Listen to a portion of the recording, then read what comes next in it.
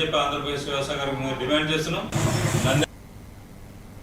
అనకాపల్లి జిల్లా చోడవరంలో sugar factory వద్ద అఖిలపక్ష పార్టీలు, రైతు, కార్మిక సంఘాలు, ప్రజా సంఘాల ఆధ్వర్యంలో 2 రోజుల నిరసన దీక్షలు నిర్వహించారు.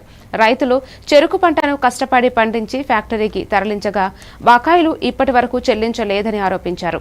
రైతు సంఘం జిల్లా ప్రధాన కార్యదర్శి రెడ్డిపల్లి అప్పలరాజు మాట్లాడుతూ రైతులు స్థానిక ఎమ్మెల్యే నిర్లక్ష్యం వల్ల రోడ్డున పడ్డారన్నారు. ఈ కార్యక్రమంలో రాయ సూరిబాబు, అప్పలరాజు, పప్పల మురళి రైతులు పాల్గొన్నారు.